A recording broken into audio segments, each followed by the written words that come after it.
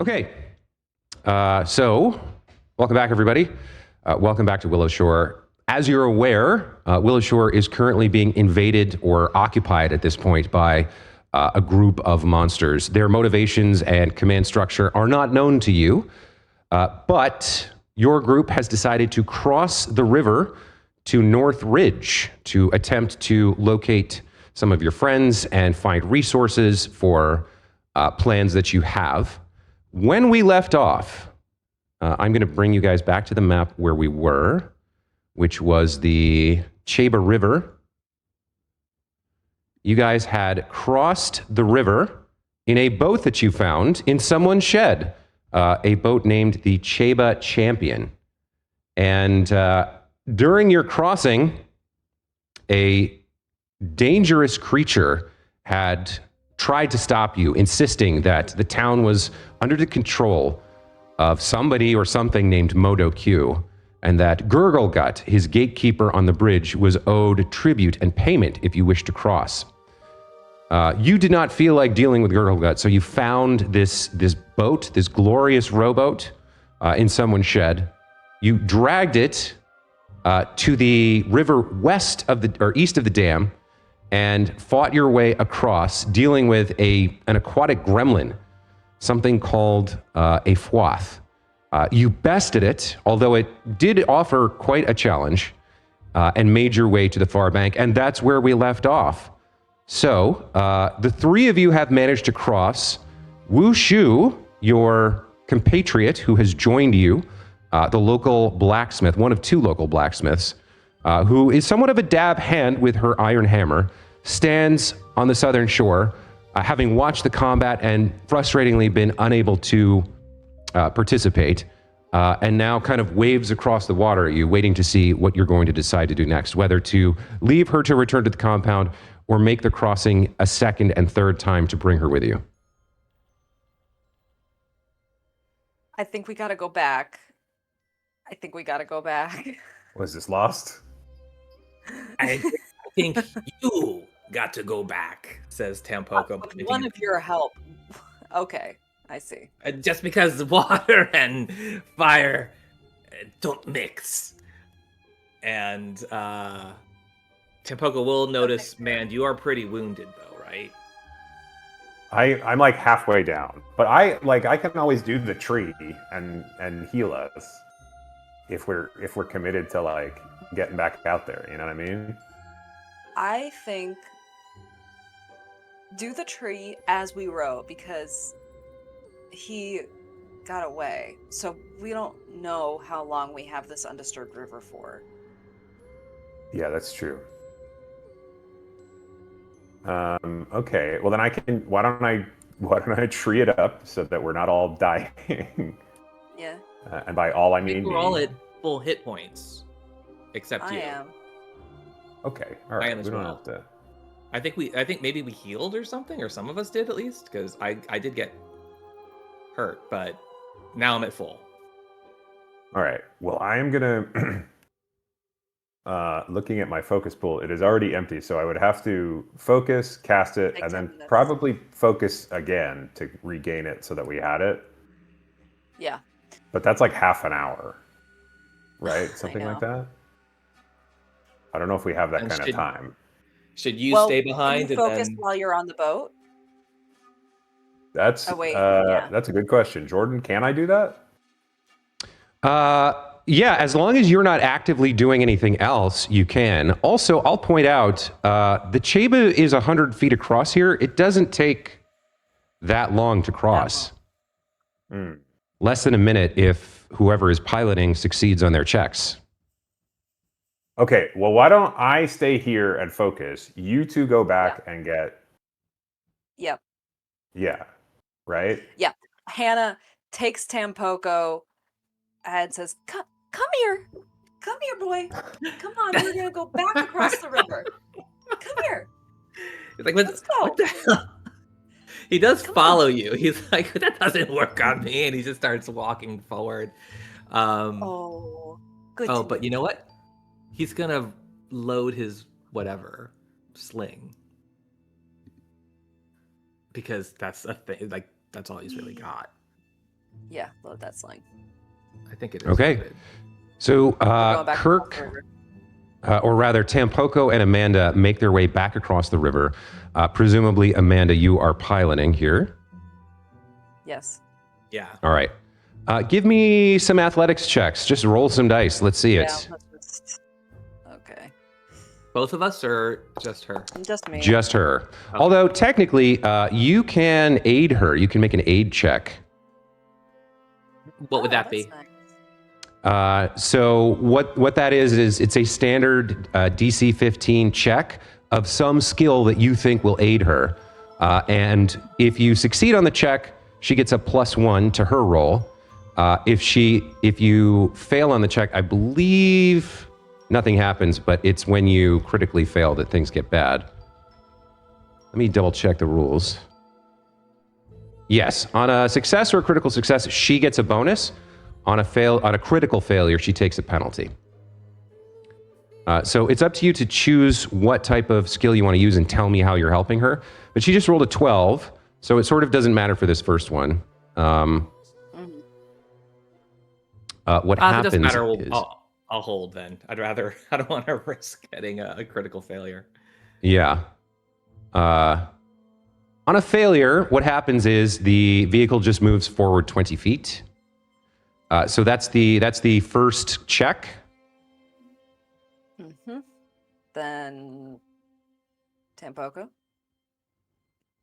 Give Mama a little sauce. I mean, what if his... Well, actually, he's pretty good with performance. He's like, I know. And he kind of, somehow his... A his sea little charming shanty. set. We shall have a sea shanty. We shall. And he's like, you roll to this beat. And he's just like, brang, brang, brang, brang, brang, brang, brang. And he starts singing in Fey. So you don't know what it is. But then every now and then it'll have words like Cheba and Hana-chan. The proper nouns. Yeah. Yeah. The borrowed words. All right, so It's your Fanglish song is attempting to set a rhythm for Hannah to help her with her rowing. Go ahead and roll a performance check. The DC here is 15. I rolled a 24. That is a success. So Hannah, make your athletics check and add a +1 circumstance bonus as the rhythm seeps into your bones and you feel your shoulders kind of moving well. 26. That is a It's true critical now. success. As it's ever been, the rhythm is going to get you.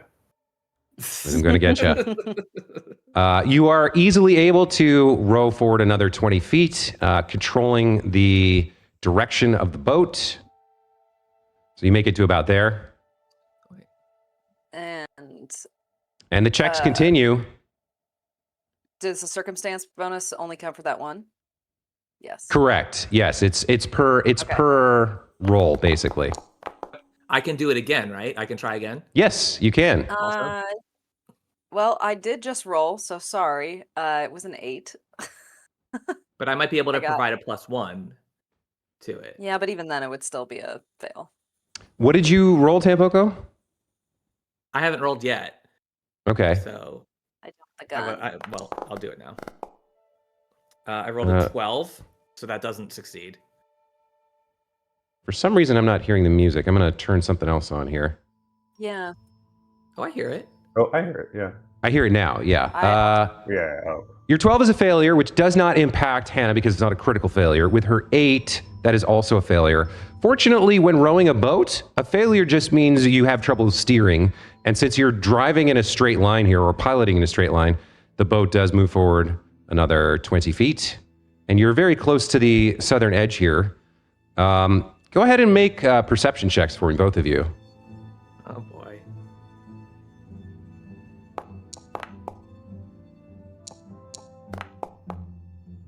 All right, 9. No. So tell me what you rolled. He's not paying attention. I got a 7. 19.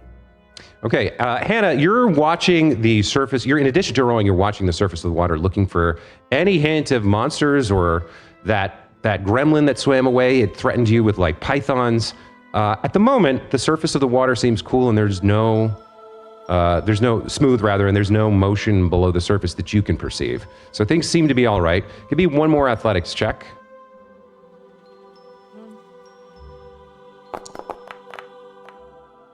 7. Wait, I might be able to help. No, I'm not. Oh, I do. I add a +1. That is still a critical failure from Hannah, and fortunately, you're very close to the shore as you lose control of the boat, and it slams into the shore sideways. Both of you are going to take, let's call it 1d4 points of bludgeoning damage. Yeah, both of you take 2 points of bludgeoning damage as the boat slams into the shore, and you get rocked against the sides of the H.H.S. Champion's guardrails. But as you arrive, Wushu looks up and says, "Ooh, that was a bit of a rough landing. You all right?" But yeah, fine. Yeah. No, we're boating over here. We're boating really good. You're boating. All right. Well, hopefully the return trip's a little bit smoother than that landing, but we don't have a choice, so I'll load up and we'll go. I'm not going to make you guys roll again for another minute and a half.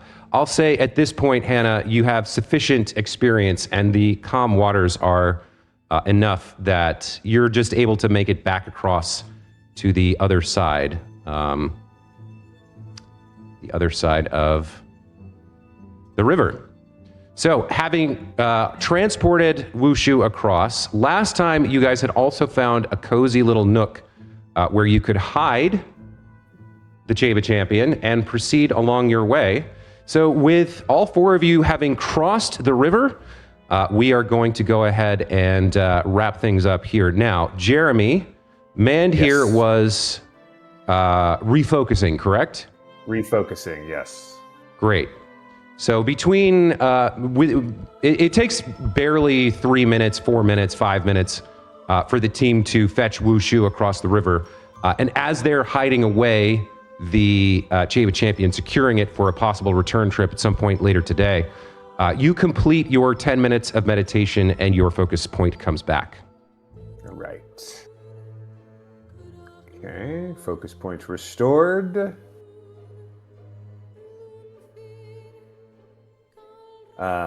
I guess I'll wait till they come back to cast it. Unless they're already back. By the time you finish your meditation, yes, they have clustered around you. The boat has been hidden away, and they're just waiting for you to wrap up. Okay. Well, then maybe I just cast it now because they took some damage on the way, right? Just 2 points, yes. but I think it's smart for you to get yourself back up to full. Yeah, I was going to say, I'm a little more banged up than all y'all, so I will go ahead and cast Garden of Healing. Myself back up. As you cast it, you can hear the Shepherd of Garden and Groves in your mind speaking to you. You are a part of the natural world, and the natural world heals and grows. Just kind of commenting as you cast the spell for what may be the 5th or 6th time in the past 2 days. Yeah, I was going to say, I was like, the more this guy talks to me, the more I'm like, this guy's got it. He's got it figured out. He's making a lot of sense, Oh. Who? What? Yeah, what? Forget it. Forget I said anything. Everyone was just sitting here watching you. You've been looking at it this whole time with your eyes closed. Yeah. Right, yeah. You okay, No, you fell asleep. Everything's fine. What are you two talking? I like his meditation face. It looks very calm. Meditation face? Yeah, you have a got meditation really face. Strong No, meditation face. No, I don't. No, I don't. You look like this, Yeah. and Tampoko tries to do a face, but I don't think it translates with the snout features. I hope I don't look like that. Do I? Do I look like that? No. You look like you're sleeping the whole time. You're just sitting there sleeping. So you cast the spell. Right? Yeah. You cast the spell, and the sort of ethereal plants rise around you, the giant tree in the center. Its branches spread out, and the cool shade covers you. Under the effects of the tree, even the mist seems to dissipate for a moment as the healing auras pulse out. Zoom, zoom, zoom. And you feel, those of you who are injured, feel your wounds melting away. Everybody can apply up to 25 points of healing. And you guys have successfully reached North Shore. Now, let me ask, are you going to focus again? Are you going to give them another look at your meditation face here? What's the feel over here? Does it feel like we are in danger? I mean, I just meditated for 10 minutes and nothing happened. So like, it's a go ahead and give me a perception check. Okay.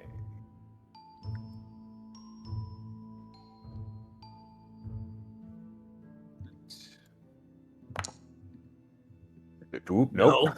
No. As the fog swirls around you, there are multiple shapes, multiple shadows at the edges of your peripheral vision. You don't feel safe at all. You think an attack is imminent, for sure.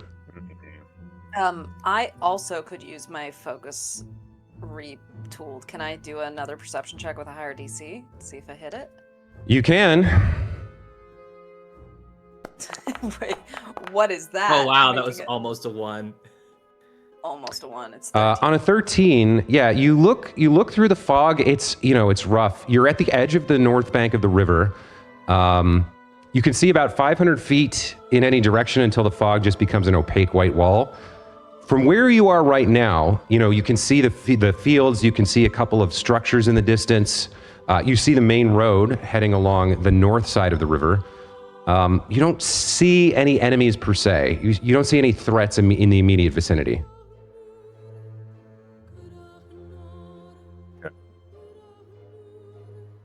Not feeling great.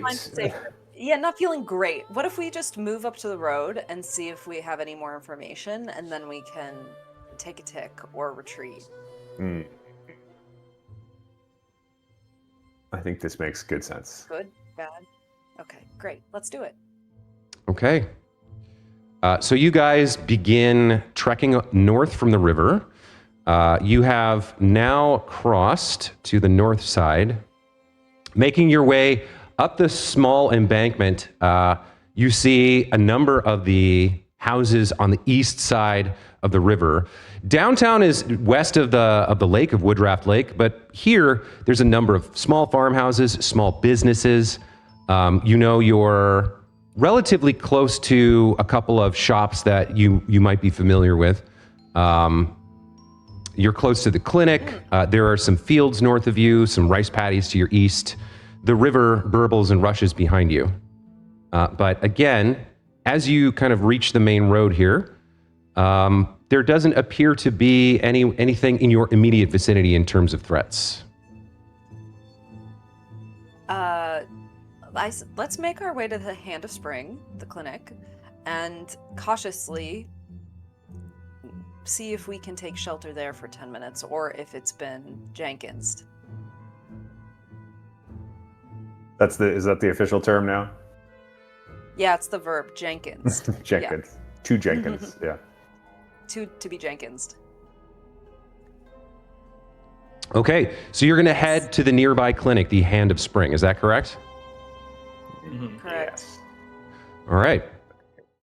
Do we see, when you cast that spell, Garden of Healing, Jeremy, do we see things? Or is it just like, are those visions in your head? Excuse me, visions in your head, because it says trailing visions of growing grass and blooming blossoms. That's a good question, Jordan. I don't know. Oh, I was vamping, so he had time to, but I was kind of curious. Yeah, no, you. I'd say I see your it. eyes closed. I'd say it's up to you, Jer. I sort of like the idea, because Mand is this like slightly weird dude. Like, I do love that he can see it, and like he and the Guardian are having this like beautiful experience, but everyone else is just like, yeah, I feel better. I don't know what you're talking Yeah, about. okay. It's awkward. We're just staring at you while you're like thinking or like telepathically communicating with this Yeah, spirit. yeah. And we're just like, well, yeah, I do heal. I don't know what you're talking about. Who? What? Like Mand is wearing like augmented reality goggles and nobody else has them on. As you guys make your way through the fog and along the town roads towards the Hand of Spring, as you approach, you can hear the sounds of, there's hissing, there's growling, there's thumps. There's clearly some sort of combat happening inside the clinic. And as you approach, you can see the wall around the clinic is like, it's like vertical slats of bamboo. And you can kind of, as you peek through, you can kind of see there's some sort of battle happening inside. That's what you see. You guys should be on the map now. No. Wait, there's a battle happening outside? There's a battle happening inside the clinic. You can hear the sounds of combat. Oh. Okay. Oh yeah, caramba. Wushu draws her hammer and says, "We have to help." Yeah, absolutely. But just a little worried because we don't have our healing spell. What about this? What about this? What if, Mand, you stay and take shelter outside for 10 minutes? I can fight without gravity weapon. And I think he might need me in there. okay, you're right. I do. Tanuki always has one healing spell up his sleeve. All I right. do still have Rousing Splash, which grants temporary hit points. Okay. Which is, not ideal. might but be nice. We are all at full health, right? Yes. So, like, worst case scenario, things go really south. We can, like, back that. out, and I don't know. We just really as need you to- are debating what to do here, you see like pushing through the slats of the wall, in some cases breaking stalks of bamboo, squeezing and wriggling out. You see 3 giant centipedes pushing their way out of the compound, and they begin to rush at you. I'm going to need all of you to roll initiative. In our hands. We like to talk for at least 22 minutes before we do anything in this game. My VTT is the duck, so I'm reloading it. My best. But I guess I'll take a bad initiative roll. We all rolled kind of in the same lowish vicinity.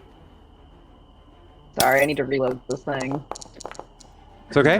Why did you freeze? For the 99% loading. You hear more shrieks and sounds of fighting from inside. There's hissing and growling.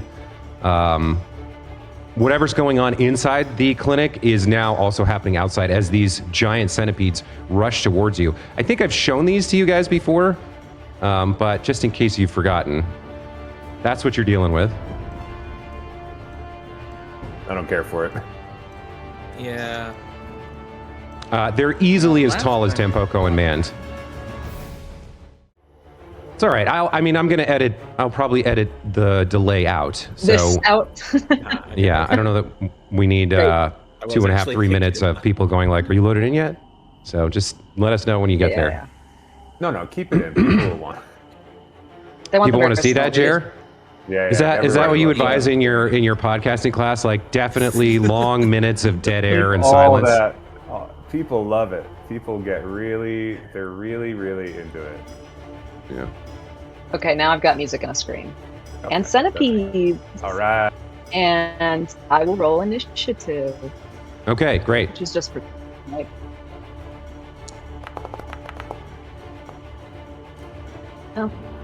14. Okay. I just did a perception. As combat begins, all 3 centipedes rolled better than you guys, apparently. So, yeah, this is going to happen now.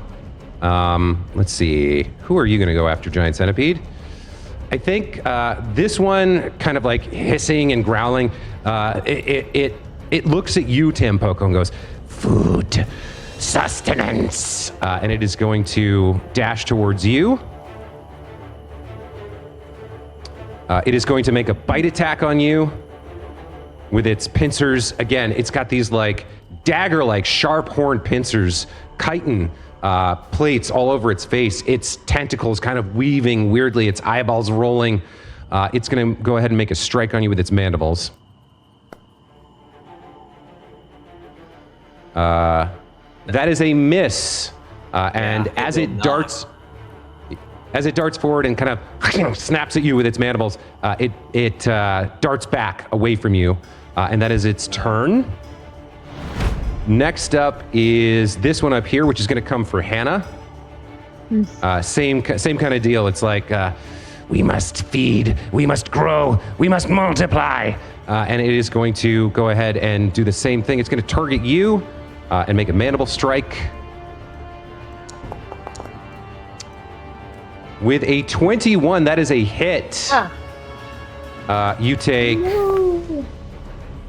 1 point of piercing damage, and I need you to roll a fortitude save for me. Yeah. That is a success. You do not get hit by the venom. It is also going to dart back out of range, having made its attack and dealt some damage. The last centipede is going to... Yeah, it will do the same thing. It's going for Hannah, the front lady, the warrior at the front of the group. So it is going to target you, make it strike. And with a 17, it's going to hit. This time you take 2 points of damage as its mandibles sink into your forearm and leave a little scratch. And I'm going to need you to make another one of those fortitude saves as it darts back away from you. 15. That is a success. You are not afflicted by the venom. Tampoco, you're up. He doesn't like these things. They really move, don't they? But you know what? He's impetuous. He will stride forward to go at that one that went at him. He's like, food, I've already eaten today. And he'll reach for the thing to ignite it. He wants to do a melee ignition cast. Okay, target the creature first, since you're doing a melee attack. Yeah, okay, and I'm doing ignition melee attack.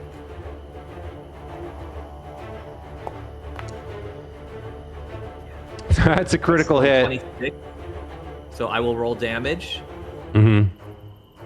And then I don't know how to determine if it's God, come on. So the way your spell works is on a critical success, the target takes double damage and 1d4 persistent fire damage. So the creature takes. Can I use by hero point to reroll damage? Can that be done? Raw, I don't think you can. Question is, do I want to allow it in our game? I think probably. I think I probably don't want to set up that precedent. Sure, I think now it would be fine, but later it would probably be really bad. I think there's a feat that probably lets you do that, but it still takes 4 points of damage. More importantly, you see, have I got the thing? Yeah, it takes double damage, so it takes 4. More importantly, it takes 1d4 points of fire damage. On a critical success, I think I do it like this. Yeah. Scaling persistent fire damage melee. It actually takes 1d6 because you did the melee. So yes. You reach out with your hand and you call upon the flames of the crackling mountain.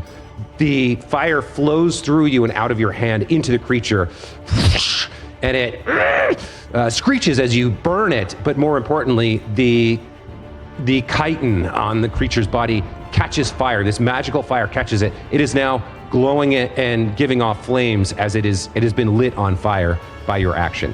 That is your turn, Mand. You're up. Okay, what makes sense? Well, maybe it's time to try something new. And I'll do. I'm gonna just because I haven't used it yet, and like, why not? You know. I'm gonna try hydraulic push on this centipede near Tampoco. Okay. Wait, would that put out the fire, or it's magic fire? Oh, good question. I don't believe there's anything in the spell that deals with persistent damage. Wait, actually, there is something, isn't there, with persistent damage? But I'm not sure if it's voluntary. No, or not. not on hydraulic push. Hydraulic push is just like a knockback. Yeah. So a small stream of water pushes with heavy force against the monster. Yeah, it's like getting hit by a fire hose. Yeah. I'll say in this instance, no, because it's not your ally, so you're not trying to use it in this way. Yeah. I'm going to say it doesn't have any effect on the persistent fire damage. That's fine. Okay. Then we are going to roll it. Oh, yeah, baby. Okay. That is a critical hit. Oh, we love that. So what happens on a critical hit? So whatever, however, this is the first time I've ever used this spell. So Mand is talking to the, his sort of hoorah, what's his name? The Vanguard Water of Roaring Bro. Waters. And I feel like he's like whispering, and he's like, you gotta go for it. We're in a combat situation, Mm-hmm. And he's like, all right. And so he summons up his magical energy and shoots this beam of powerful water. A crit means I do 6d6 damage, and he's knocked back 10 feet. Yeah. So let's not worry so much about the persistent fire damage. Let's see what the 66 the does. fire damage might not be that big a deal. I will tell you now. This thing had 4 hit points left, so the minimum damage you can do on 66 is 6. You kill this thing, but roll it to see what kind of damage you do with your level 1 spell that you're burning here at the start of the session. How do you do the crit? Because I can roll the 3d6 from the spell. How do I do the crit damage? Let's see where I'm not. Well, just click it twice, I guess. Or Yeah, just I roll it guess, once, right? and we'll double it. Sure, yeah. Okay, so that's a lot of damage. So yeah, you do. Okay, then 18. Double. Yeah. You do 18 points of bludgeoning damage to this thing. Essentially, yeah. So in your head, the Vanguard of Roaring Waters is like, all right, if you're gonna do this, then do it. And you cast the spell. Like water apparates around your arm, and it begins spiraling and like swelling. It's like your arm becomes Popeye style huge. There's this giant bicep of water, and you kind of snap your hand out, and this blast of water like a fire hydrant slams into the creature, literally punches a hole through it. The centipede's body is ragdolled like 10 feet back out of sight. It is 100% dead here. Well done. What was the name of that spell? That is hydraulic push. Hydraulic push. Yeah, I'm like, okay, maybe I save that for a more important fight next time. That was 2 actions, so you still have, I think, an action left. It's up to That's you. a good point. Then I will probably load my sling for next round, so I can do a sling and a spell. Got it. Wushu's turn is up. As your like blast of water obliterates this centipede, you see she kind of like pauses and looks at you and goes, "By the lady's tail, that's that's some power you're packing there, little man." And then she's going to. Yeah, I sort of went off stronger than I thought, but Well, good on you, mate. She rushes forward and swings her hammer at the centipede.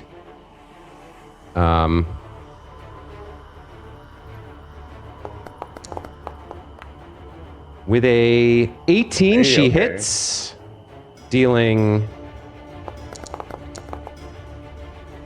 8 points of damage. That was her vicious swing. So that takes 2 actions, but smushes the centipede into paste. It is dead. That is her turn. Hannah, you're up. Okay, I'm gonna do the thing where I cast Hunt Prey so that I don't get the multiple attack penalty on this sweetie. And then I'm gonna swing at it with my Naginata, real strong, real hard. Let's go! 17 Okay, hits. 17. That's Roll damage. good enough for me. 5 points. You plus a three is bisect. 8. You bisect the centipede with 8 points of damage, and it is dead. Nice. That is 2 actions. What would you like to do with your third? Oh man. Celebrate. No, I guess we're still in combat. So you know what I want to do? I want to this would be 2 to stride up to a window or an opening and then roll perception to see what I can tell about what's going on inside. Yeah, you have 1 action, so you can move towards the door or push into kind of the holes in the bamboo wall around the clinic. But you have 1 action left. Oh, okay. I'm gonna stride up to the door and push inside and just get a sense what's going on. Okay, you can move up to the door. You'll need an interact action on your next turn to open it. I see. With all the centipedes dead, that brings us to Tampoco. Tampoco's first gonna move. 1, 2, 3, 4, 5. He'll go up again. Another move to that door. Sorry. And then can he interact? He'll open the door. Yes, you are close enough to slide the door open. As you do so, Go! Hannah, you can see inside 2 more of these giant centipedes are fighting what appears to be a phantom gecko. A large, sort of dog-sized lizard is whipping its tail around and battling the centipedes. You see 3 more dead centipede corpses litter the garden of sort of herbs and healing plants that make up part of the courtyard here. But these creatures are currently in combat with you as well. Okay. I yell to everyone and say, "There's a new friend and more centipedes inside." I whisper to Tampoco, "Don't call him a ghost." Right. With your turn over, we watch as, or you watch rather, as this centipede here strikes at this gecko creature, snapping with its mandibles.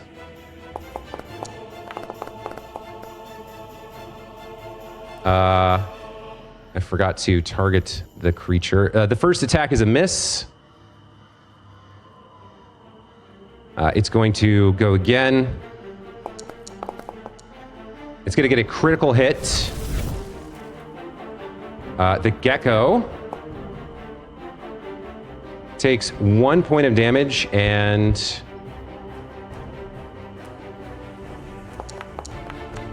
succeeds against the venom. The centipede darts backwards out of range at the end of its turn. That is its turn. Mand, you are up. Okay. So all 3 out here are dead. Okay, so I'm gonna also move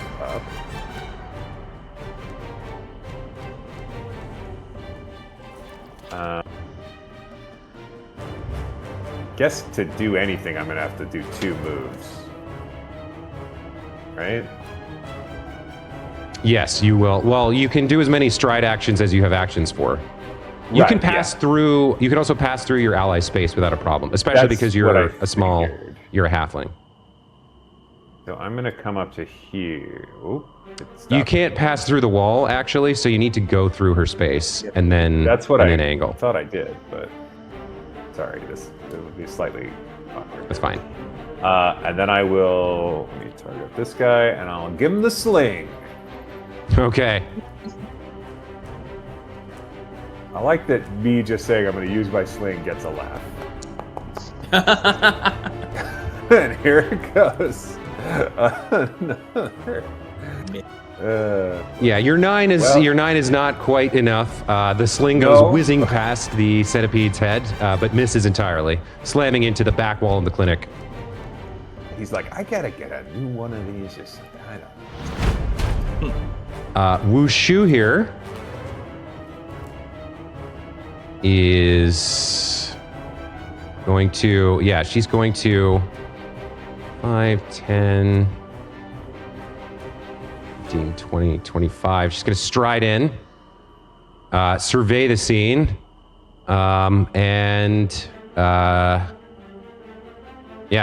she kind of like looks at the three of you who are nearby, says, all right, 3 more.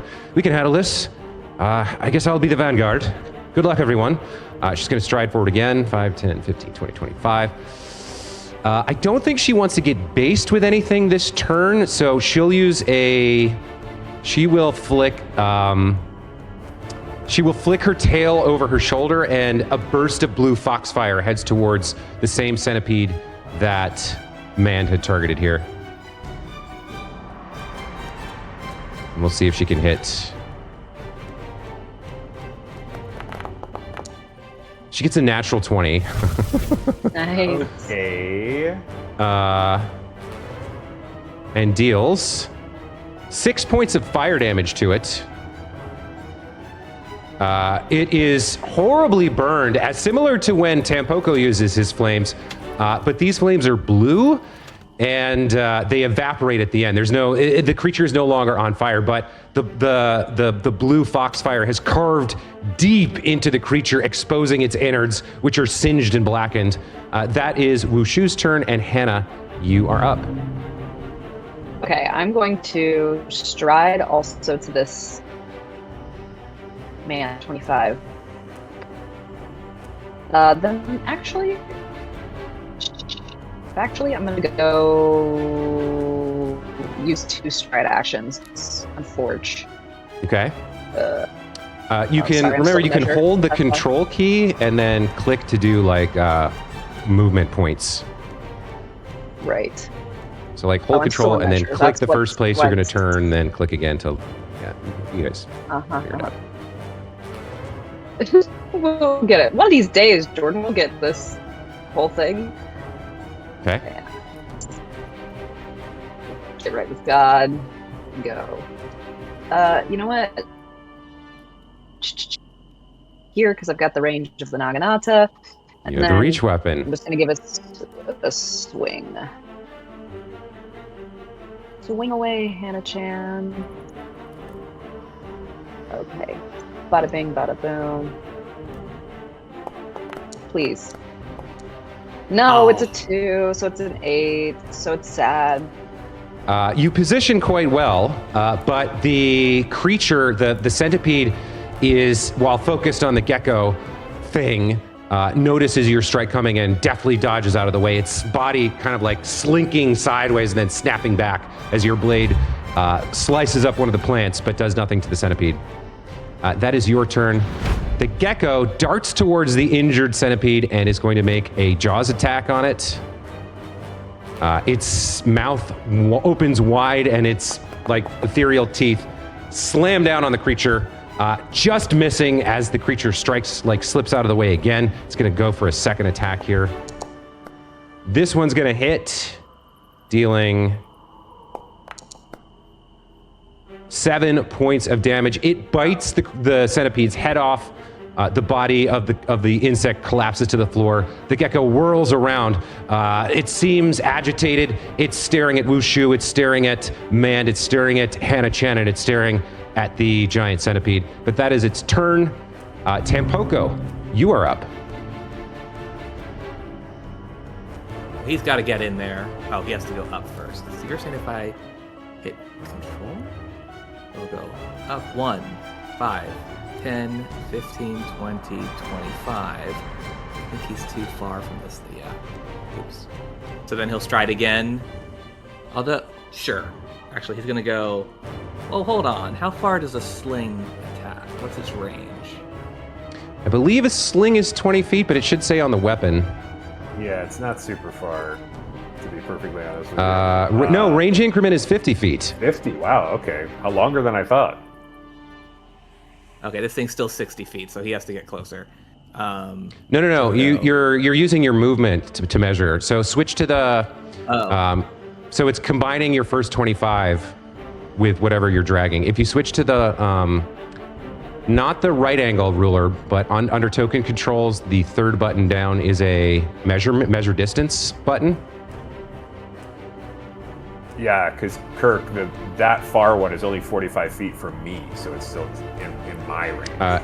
It's 35 feet from you, so it's well within the range of the sling if you want to attack it. Yes. I think he's just going to do that for now. Well, sorry, I closed my character sheet. He's 35 feet away. 35 is just too far for the ignition. Well, he'll move. Right, yeah, okay, this is the only thing he can do. Sorry, because the ignition takes up 2 things. He will go at it. He's going to attack it.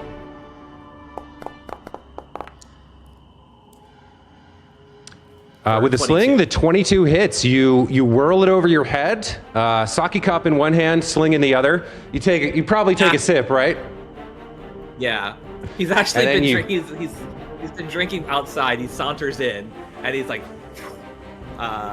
seeing the man like, that's how you use a sling. You have to take a shot first. That's tradition. Yeah, the stone cracks. I don't know that one. I wish I had. For 1 point of damage. Yeah, the stone does crack into its face, but its armored plate shrugs off most of the impact of the stone. It does take 1 point of damage. You have one action left. So I'm gonna reload.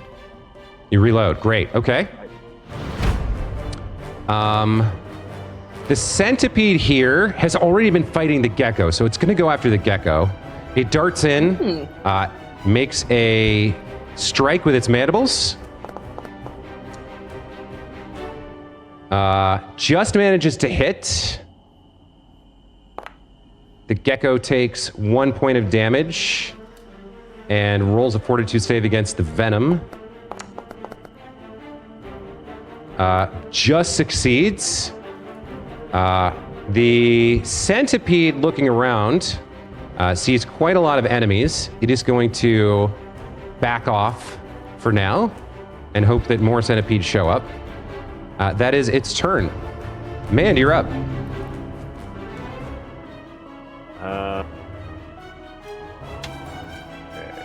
let me check the range on this before I foolishly cast it out of range. 60 feet, you love to see it.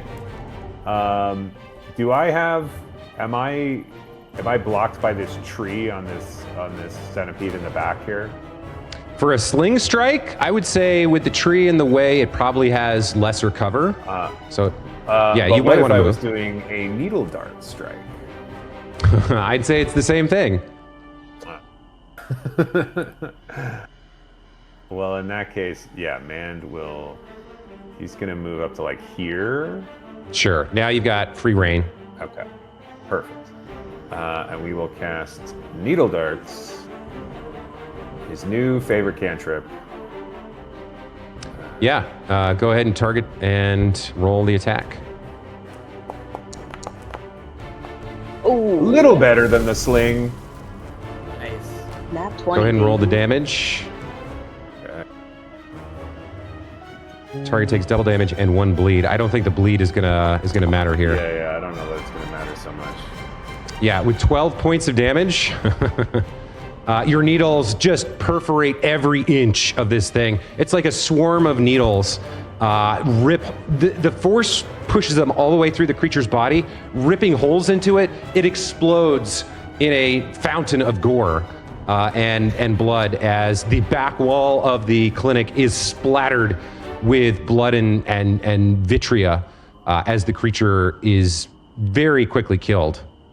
At the end of your turn, before Wushu gets to go, running out from deeper inside the clinic, those of you who recognize him, which is probably only Hannah, I don't know if the other two of you have met him, see Doctor Dami rushing forward, calling out, "Don't kill it! Don't kill Ari! Please leave him be!" Wushu is up. Wushu kind of looks at the doctor, looks at the gecko, says, "You mean the gecko?" And the doctor nods in affirmation. Wushu is going to warily back away from the gecko, which is clearly agitated, and is going to hold ready in action to attack the gecko if it attacks her. That is her turn. Hannah, you're up. Okay, I diplomatically say, "Hello, sweet gecko. Your doctor father is worried about you. Yeah. Please stand down." Diplomacy check? Not in this case, no. Oh. Me talking to it does nothing? Correct. Okay, let's see here. Can I do recall knowledge, like, about this gecko? What it's... You can. Okay. You Survival. make a blind occultism roll for me. Yay.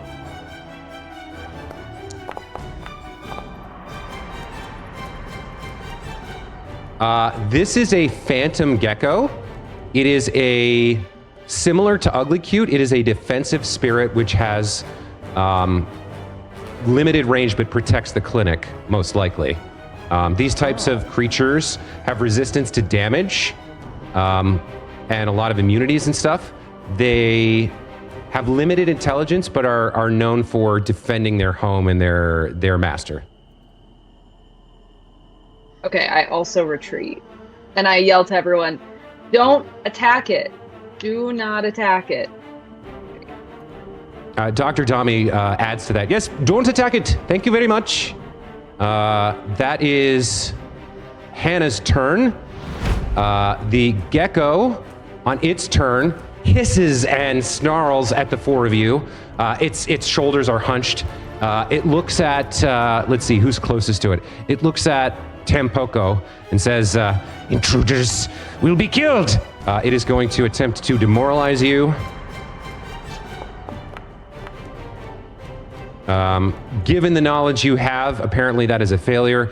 It looks wildly around. It looks at Wushu, shouts, If you approach, I will take your ears." It's going to try again. Fails again. And as nobody seems to react and no hostile movements are made, Dr. Dami rushes towards the creatures. Ari, everything is fine. These are friends. Thank you so much for helping with the centipedes, but you can retreat now. And with everybody kind of like backing off and not making hostile actions, the gecko calms down, looks at Dami, looks at you, and then kind of relaxes and sinks into the ground, disappearing into the soil of the garden. We are out of combat. Ooh. Oh. Incredible. And Okay, you Hannah saw rushes me forward. healing. That's fine. They were just bugs. They were just bugs. Tanuki-sized bugs. Hannah rushes forward to Dr. Demi and goes, "Are you okay? Are you hurt?" He turns to you and says, young Hannah-chan, no, I am quite well. The intrusion of the centipedes was upsetting, but that is what Ari is for. What brings you here? Are you in need of medical aid? No, what we need is a drought for the monster on the bridge. Have you seen him? Have you been out there? I have not. When this whatever is happening began, I closed the clinic's walls and looked for those who would come to me for aid. In the past day, a couple of villagers have arrived. They have had some injuries. I do not know what the larger picture is. I do not know what is happening outside, but I know I must remain here for those who come to me for aid. So, you say there is a monster on the bridge, on the Dawnstep, then? Yes, on the Dawnstep Bridge, and we've been told, and we think our best attempt is to give him some sort of sedative, to poison him in some way, make him incapacitated, so we can try our best to annihilate him and his followers. Well, I am usually quite loath to release any type of poison. I am a healer, as you know. Of course. Think of it this way. You're healing the town by ridding it. Yes, I understand the of logic disease very or well. not. All right, yes, I can provide you. I can provide you with something. Well, come inside. Come inside. Let us get out of this weather for the time being.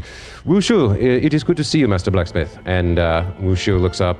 I'm going to be doing a lot of talking to myself in this game until Sal gets back. Wushu looks up and says, Dr. Mababanglub, Dr. Dami, it's good to see you.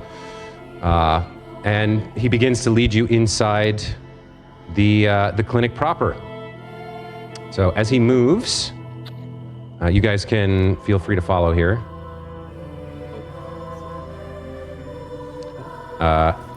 He steps into the main clinic. As you guys arrive, you see in the front room, you see, who would know him? I think only Sal is familiar with him, but Hannah, you would at least recognize Huo Tianjie. He is the other sort of blacksmith in town. He's a friend of Byron's, and sitting his sort of as you approach, you realize you see his mustache and eyebrows are kind of singed off. There's sort of salve smeared all over his face. In the back room, Hannah, you see the familiar form of Igawa Jubei, the town's apprentice wizard, who is nursing what appears to be a wrapped ankle of some sort. And as Wu Shu steps in, she waves to Tianjie. It's getting a little crowded here in the clinic, but she waves to Tianjie. Dami says, "Give me just a moment. I will find something that you can use. How are you planning to deliver this poison to the creature? An arrow strike, a blade?" A drinking contest! Speaking of which, do you have anything to drink in here? I had to kill so many of those centipedes, says Town Poco. He's kind of like, it is crowded, and he's just sort of pushing his way through the people because he's little and can kind of do that. But he's like, yes, the town's drinking champion will challenge him and win, and that's me. And then when he's asleep, we'll push him over the bridge or something. Then they'll take care of that part. I see. Well, an ingested poison buried in wine. How perceptive is the creature? Well, he only has one eye, but it's really big.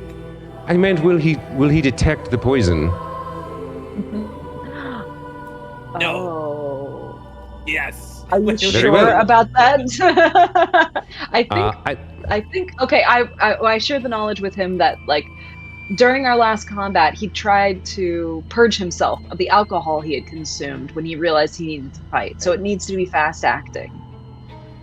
I see. Well, if you find him in an inebriated state, then he should not be particularly perceptive to the smell or taste of the altered wine. I think a lethargy poison would work quite well here. It is, as I said, it is a controlled substance, so I will only give you enough for one dose. But if you can get him to drink it, it should have some effect. He will Thank you so sort much. of disappear into the back room. While he's doing that, Okay. Tom Poco might say, he's like, should I test the poison? I don't. Hey, buddy, I don't know if that's a good idea. No, absolutely not. Because if it won't work on me, it won't work on the creature, Gurgle guy. I trust the good doctor. Man, knows. when Dr. Dami mentioned that he had lethargy poison, that is the exact same poison that is currently knocked out Byron. Okay. Hey, Doc, we're currently dealing with some lethargy poison here. I don't know if you have any kind of antidote or curative when it comes to that kind of thing.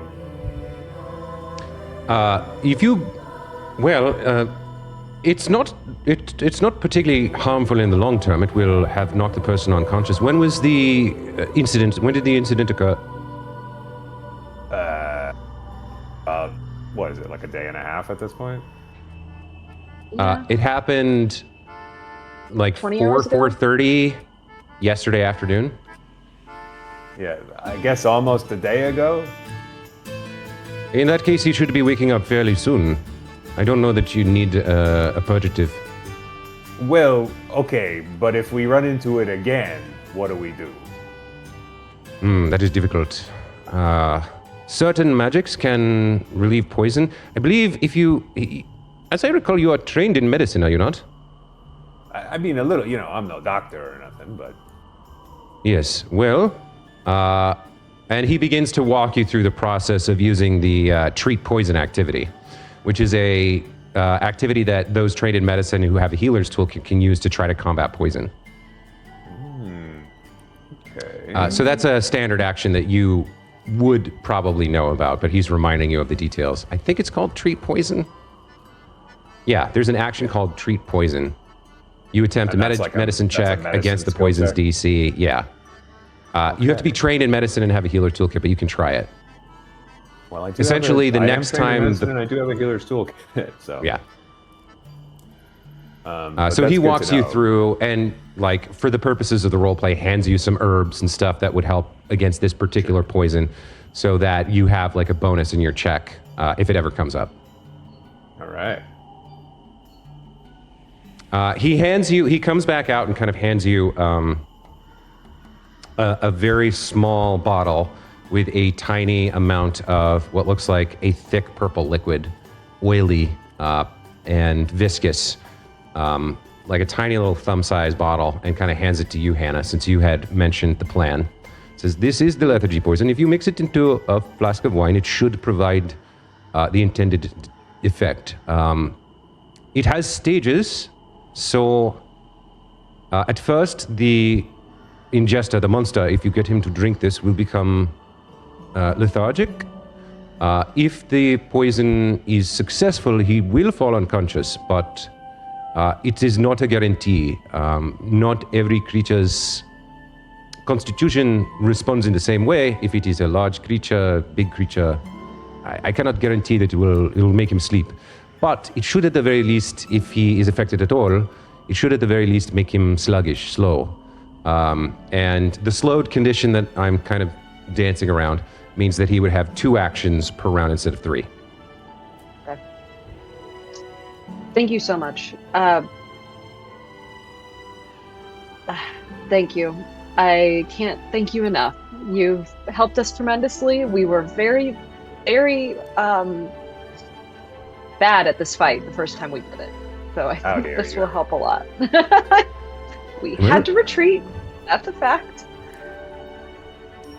Well, I wish you luck, and if you need any healing, come here. I will treat you for free to help deal with these problems in the town. And if you find others who are injured and need treatment, you can bring them to me. I will remain here until whatever this is resolved. Good, thank You you. could use healing. Hana-chan's wounded, aren't you? Yeah, I will. I would love a little draught of something. All right. In this case, come into the back room and have a seat. Okay. Tampoko, as you're running around, you do see your friend Igawa seated at one of the benches. Is Igawa the person who handles alcohol?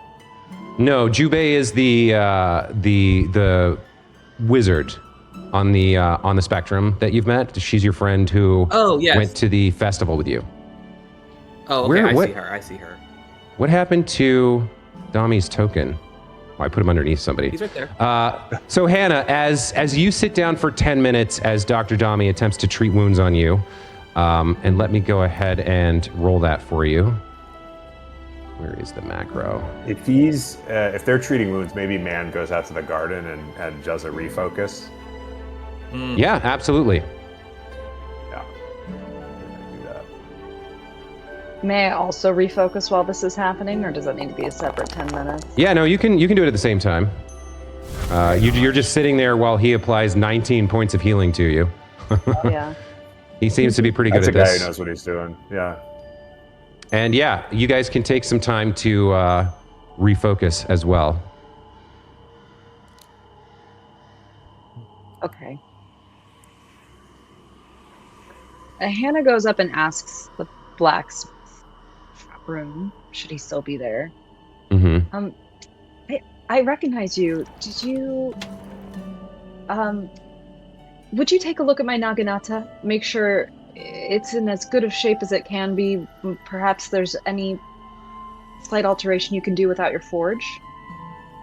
Oh, I would be happy to take a look for you, but I mean, Master Young is traveling with you.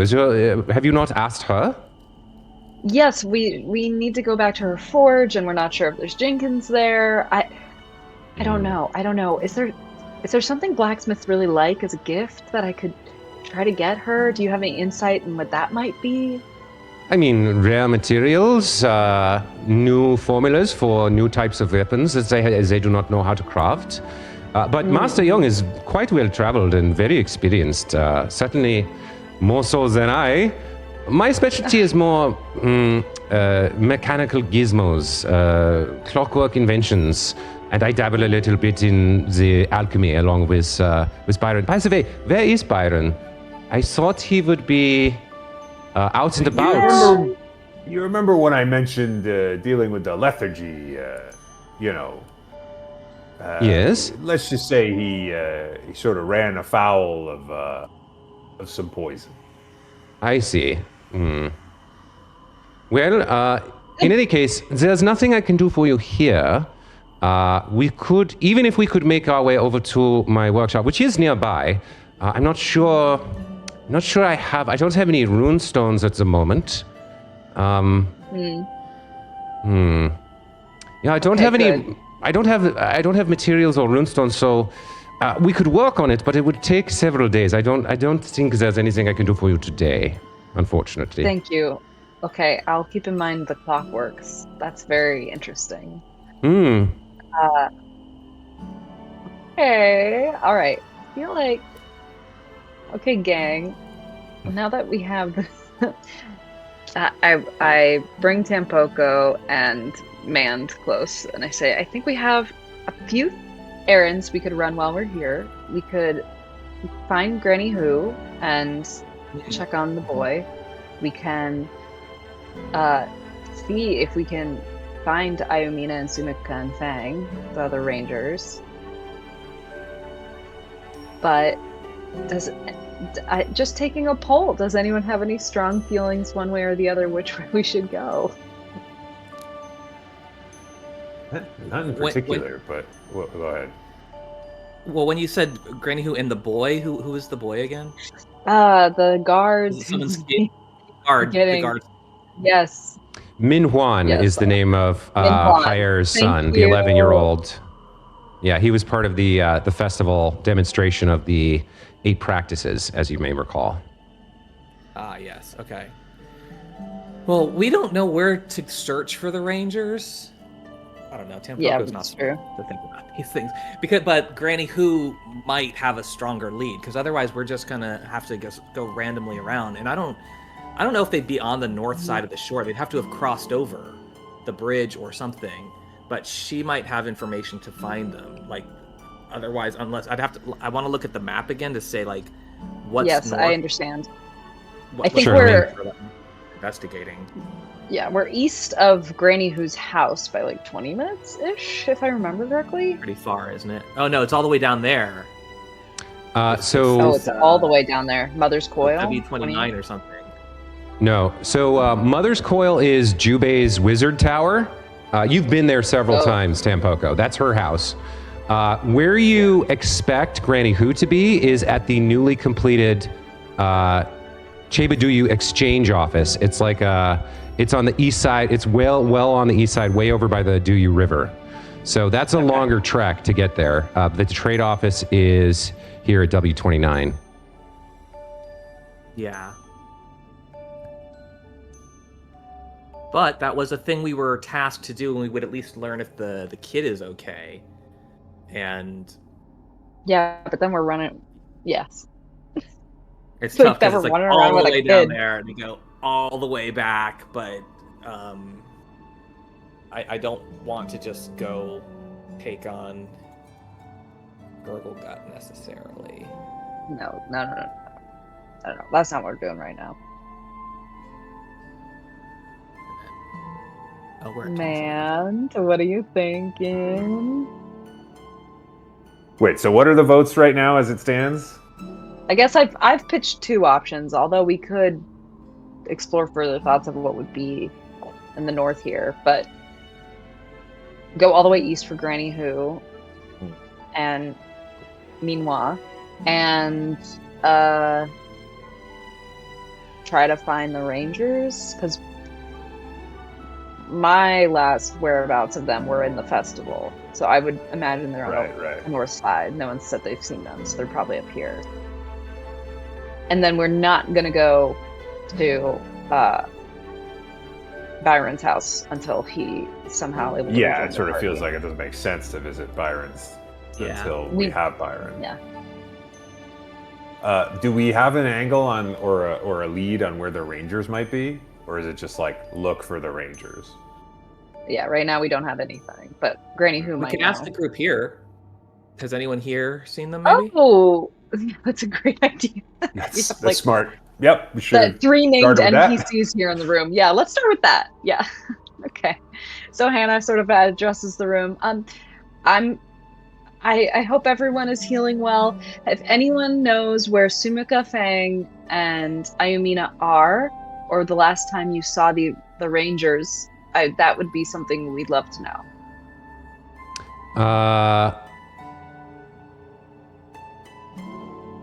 Roll a luck check, just a flat D20. We'll set the DC here at 12. 19, honey. 19. Yeah, Jubei speaks up here. She looks up from kind of nursing her ankle and says, "Oh yes, I did see her briefly throughout the day yesterday. My tower has strong defenses, and I was cooped up inside watching these creatures. But I did see Sumika, I believe. That's the young woman with the Yes! braid Yes. and the bow and arrow. My Yes, best friend. I saw her pass Yeah, by the okay. tower twice, so I'm not sure what she was doing, but she should be somewhere in the vicinity if you spend some time looking for her." Excellent. Would we have your permission to go into your tower for a better angle and seeing, across the town? Well, Oh yeah, it's fine. I do it all the time. yes, Tampoko has permission to enter. The defenses won't activate as long as he's with you. And I don't know what you'll be able to see with all this fog, even from the height of the tower. But you do have my permission, yes. Tampoko, see that your friends follow the rules. Okay. And he kind of looks at you and he looks away from Jubei at Hana-chan, and Man is like, wink. No, what are the Follow rules? Tampoko, no, what are the hold on, rules? Seriously, don't touch magic is bad. Alcohol's okay, but no magic will be touched. Is what he's like. He's like, oh wait, no, that's a good rule. That's a good rule to follow. Jubei kind of cocks her head at you and says, "The rule is nothing is to be touched. Everything is in its place where it belongs." Right. Nothing is to be touched unless you're hungry and rules of hospitality. All right, yes, good, Jubei. I hope your ankle heals soon. Thank you. Also, if any of you are in a worshipping mood, my father did maintain a shrine to Nalivanati, so you can pray if you wish. Oh, excellent. Thank you. Okay. Who was it? Tumali Venati? Nali Nivati, the serpent goddess. She's a Yeah. goddess. She's a fertility goddess. But that's a shrine. We need to find, we'll need shrines eventually, so that's good to know. Sure, yes, Oh, right, the right, right, coins, right, the right. bronze Uh, coins. Poco's like, As you say Mark that, that bad boy on the map. as you say that, Yeah. Doctor Dami says, "What do you need shrines for? We have a shrine to Nothing. Chijon here." Oh, there's a shrine here too? Great. We Yes, need to find some bronze coins. I see. Well, there is a small shrine to Chijon, the god of healing, here at the Hand of Spring. So, you wish to bless the coins? Yes, we have, there's a coin with an infinity creek and carvings on them, and we need to relight the eternal lamp. But we don't know where the coins are. We're really The eternal trying lantern our is dark. Yes. Oh my gosh, you didn't Oh know. my goodness! Yeah, it's no wonder bad out things have there. gotten so bad. The town's Yeah, it's not protection good. depends upon it. Oh no! Yeah. Well, Clearly. yes. If Plainly you wish to perform a blessing ceremony at my shrine, you are most welcome. Just come back when you have the coin or coins. nice. Okay. Okay, well that's good news. I feel like we might have seen one more. Tampoco's not very religious. Like, he doesn't hold much stake in this stuff, so that's why he's always dismissive. But it's good for the party to remember. He might say just offhand, like, "Oh yeah, we need those shrines." Pass. Hannah, you have lived in Willowshire your whole life, so you would know probably quite a few of the shrines. When the time comes, if you want to look for them, there's a roll that you can do to Okay. find more. But you now at least know these two. You also, obviously, without even rolling, you know about the Shrine of Ketefis, the elven forest god at the Silver Mist. It's at the westernmost Silver Mist Lodge. There's a shrine there as well. The Great. westernmost. So right off the bat, you guys And- now know about 3 shrines. There's rolls you can do to see if your characters know more when it becomes relevant. So just keep that in mind. Mm-hmm. Okay. Plus we could ask Oba Ming and... Okay. Alright. When it becomes relevant, if we ever find these coins, which we certainly will, One day we're gonna find these coins. one day... Listen, it took us a real hour to cross a creek, so one day we will find some coins. That's a fair point. Well, we've healed, everyone's meditated. We know where we can get a cool clock made, and that's really neat. I like that. But I think we should maybe make some moves, although I just don't know where to go. There's too many options. I know. We have to find, we keep getting sidetracked because there's so much distress in the town right now, but we really, let's try to find Sumika. She's around, she's here somewhere. She'll know what's going on, at least with the rangers. I think, heading towards the Mother's Coil Tower is a good start, because it's halfway to Granny Who's place. Yeah, right. And- That couldn't hurt us. Does Sumika have any, little, hiding spots or something like that I would know of? Places that she likes to go on the North Shore? We don't live up here, so...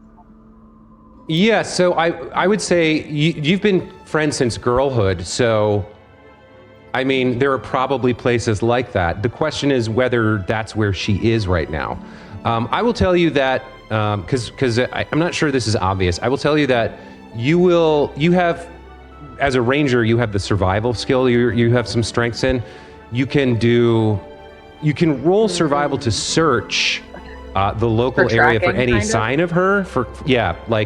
You would recognize maybe her footprints, or she might have left. Maybe there's some sort of signal you guys leave each other in the woods that she might have engaged in. But you will have to spend time searching the local area. And I'm not going to let you search the entire town with one roll. So No. You know, God, no. you'll spend What are we some doing time here? No, let her do it. searching for Let her. do it. And if you find her, then we can find her. Great. So you 7 guys are game heading days later. out from. Let's head from out to the Mother's clinic. Coil, and then I Yeah, can I see if think she's that left a makes trace there, because we know she was seen there somehow. Okay. So you guys move through the fog along the river road through the eastern part of Northridge. There are some farms here, but they're mixed in with businesses and more sort of more modern homes than what you see on South Bank. Sort of more. There's far fewer. The businesses, some of them are shuttered, but the homes are less likely to have squatters and are more sort of buttoned up, and if nobody's in them, they're sort of locked closed. Go ahead and as you're traveling, you're searching for any sign of Sumika, right? Yeah. So here's a survivor roll. Let's see how it goes. Survival check. All right, 17. 17? Survival check. Okay. So I was looking for a 15, and it was going to take you 4 hours for each point above that. We're going to reduce an hour. So you spend 2 hours slowly moving through the fog bank, looking, like keeping an eye out for any monsters or ghosts, searching for any signs of Sumika. And eventually, you don't find any tracks per se. You do find some discarded arrows in one area that you know are hers because their shafts are marked in a certain way. And you begin a more intensive search in that area. As you are moving through the fog, checking the various farmhouses and businesses, you start to hear in the distance what sounds like a number of voices. And you hear things like, "Come out, come out!" You hear, "We've got delicious treats for you." You hear, and another voice going like, "Come on out! We won't hurt you. We won't hurt you." And as you follow the voices, you see camped outside a farmhouse, what looks like a raven fluttering above an open front door. And as you approach and peek inside the door, you see a pair of Jenkins hopping around inside, shouting imprecations. And that is where we are going to take our break. So we're going to take a 10 here, guys. When we come back, we'll have about an hour before noon when Jeremy has to go. We'll see what you found when we get back. Okay. Cool. Whee! Anyway, back to, is everybody ready? We're all good to go? Good to go. Yes. Okay. Feeling great. So, let's see. Oh shit, stuff's going on, huh? Yep. All right, we went into a house. What else happens when we go in a house? Immediate fight. Just like in real life. Hey, listen. Our Dawnset Bridge in America is flickering still as soon as it comes out. As you guys approach this farmhouse,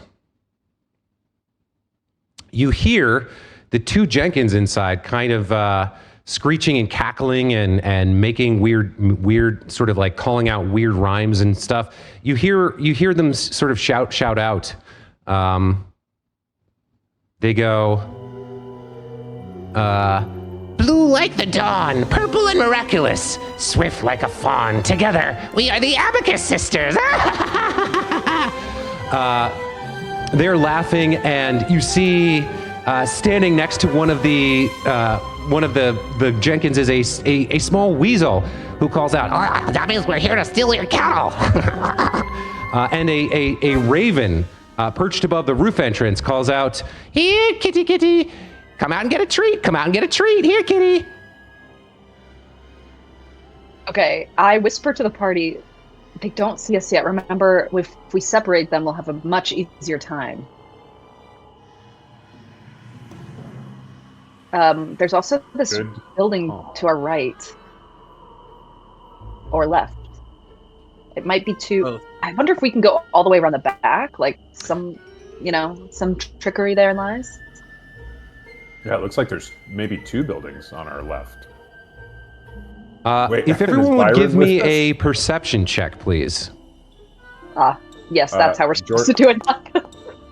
Jordan Byron appears to be with us instead of Whoosh. Oh. Oh, you're right. Yes, I forgot that he wasn't playing today. Let me get rid of him and put Wushu in. Thank you, Jeremy. No problem. Okay, finally, man. a perception check worthy of man. So what did you guys get on your perception checks? 25. 23. 6. Mand and Hannah. As you guys are looking at these creatures, you see that they're facing south, talking or shouting or taunting someone.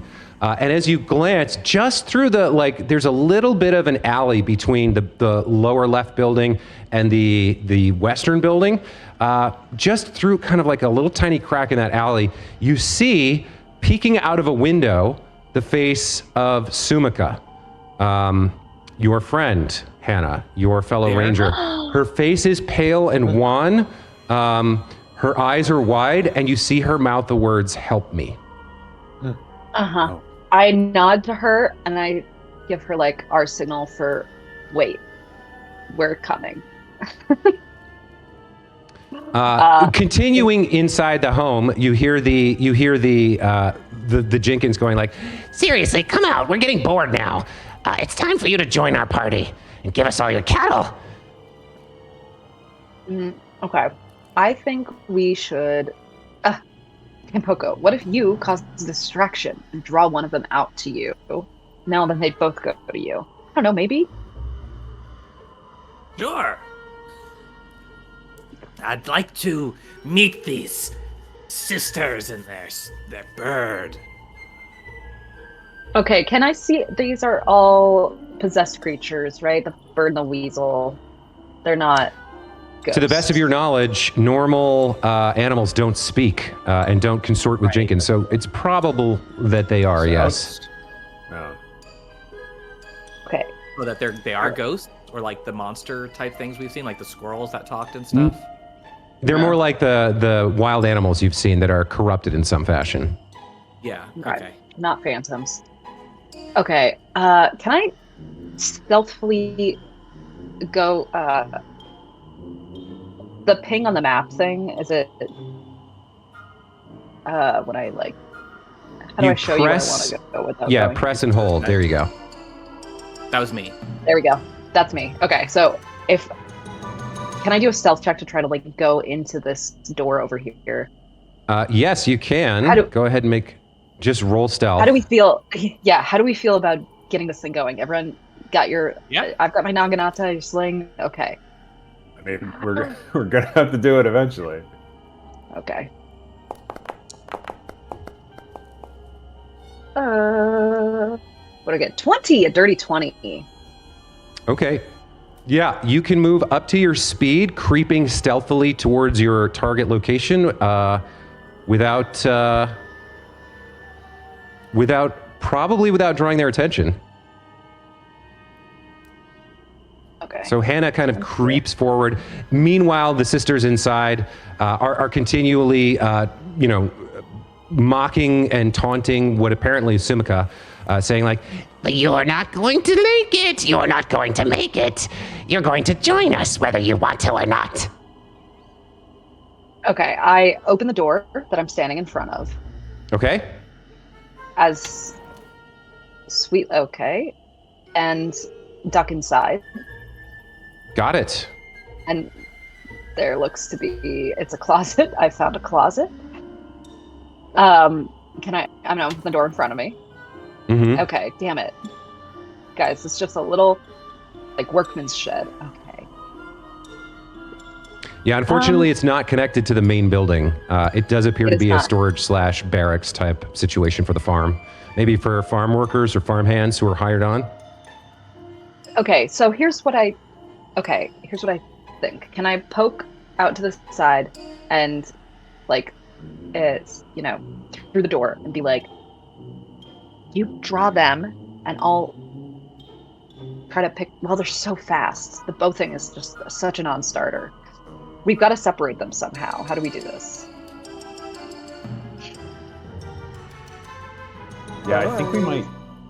I mean, they see all of us, right? No, they haven't seen us yet. They don't seem to have noticed you yet. They seem to be focused on Sumika. They're inside the building. I would say if you move much closer, definitely the lookout outside, the bird is probably likely to notice you. But currently he's like hopping around on the eaves, kind of like peering inside the open door to try to participate in whatever's going on inside. Yeah. Yeah, I think we try to flank, I guess. And like see if we can come at it from multiple angles. Yeah. You hear the weasel inside shouting like, I've had just about enough of you keeping all these cattle to yourself. Give them up, come out. This guy's got a lot of problems. Cattle. I mean, we're on a ranch or something. Okay, it doesn't matter. I'm like, let's just release the cows and see if they chase them. You know? Can we see where the cows are kept, Jordan? As you look around, you don't see any stables, you don't see any cattle, but you just hear from inside. You hear another one of the Jenkins going like, We are the Abacus sisters. We have a right to your cattle. Give them up.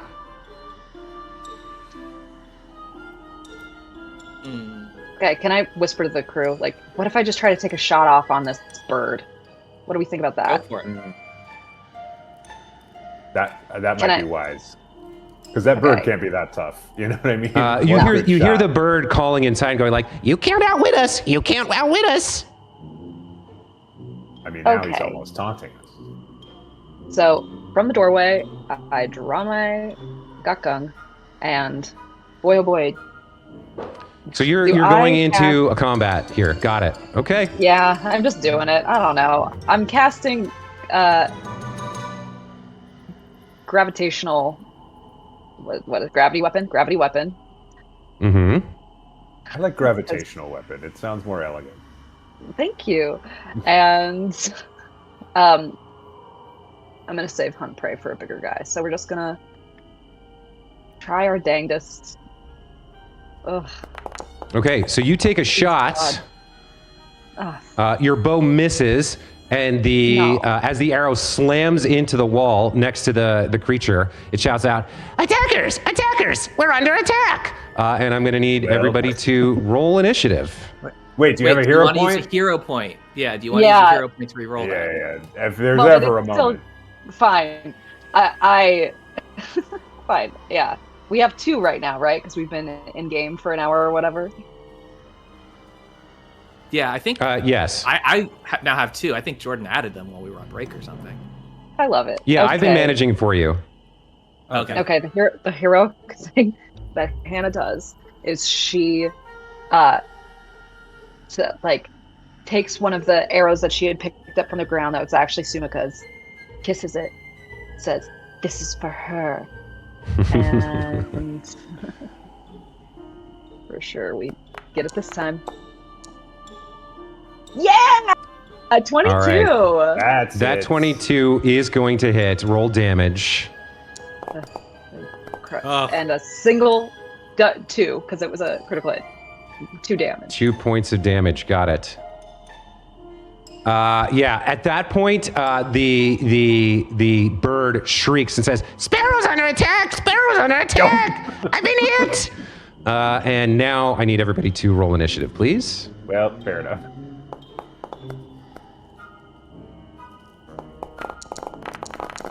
And we are going to switch from the whimsical music to the combat music. Well, the whimsical music was so fun.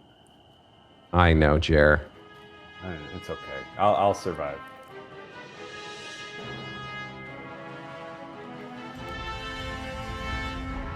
Okay.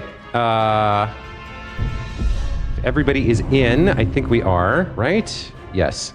So the bird that you shot turns around and looks out over the battlefield, seeing Hannah poking her head out of the side building, and let's see. Yeah, is not quite clear on where No, it definitely sees you, the bow in your hands. So it is going to. It is smart enough? Okay, fine. Yeah, no, it's going to fly towards you. Bring it on. Dumb Okay. bird. It is going to fly towards you. It has 40 feet of fly speed here, so it can, in fact, get to you. And it is going to target you, and it is going to strike at you with its beak, shouting out like, You're gonna give me your raccoon. He's gonna join the menagerie. and he's going to strike you. With a 21, he hits you, dealing 1 point of damage. And then he is going Little to bird. fly straight up 20 feet out of reach. And that is his turn. What am I doing here? Is it E? Yeah. He flies 20 feet up, hovering above you, flapping his wings in the air and screeching. That is his turn. Inside the building, the weasel looks out. It had been distracted by taunting Sumika. It glances out the window and sees the three of you. It is going to rush out here, and it is going to close with the closest person it can get to, which is going to be Wushu, it looks like. Yeah. Is going to snap at her with Jaws, shouting out about like,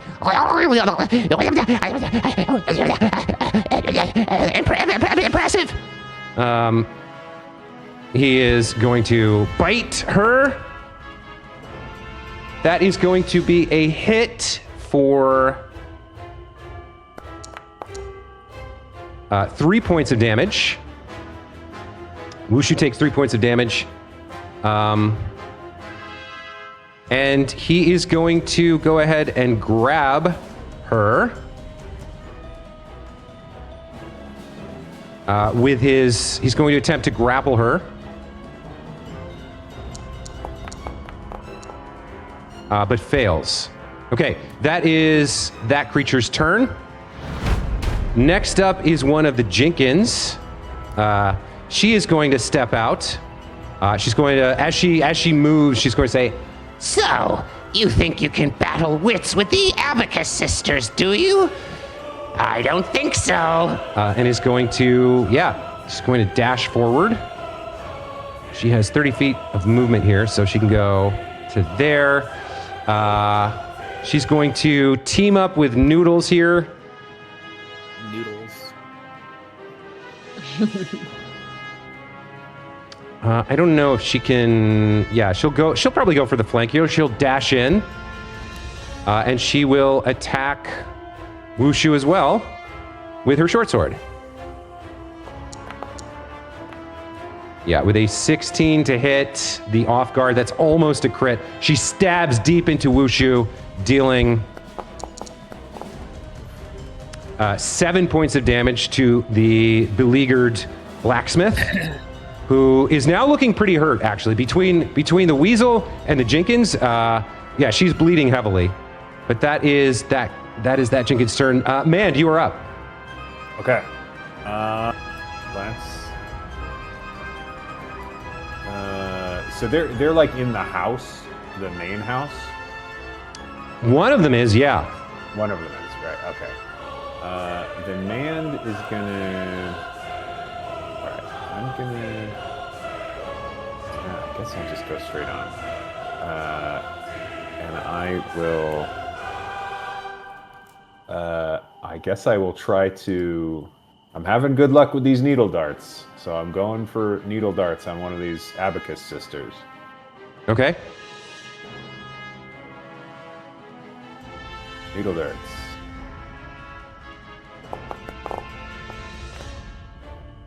Okay, well, the luck had to run out at some point.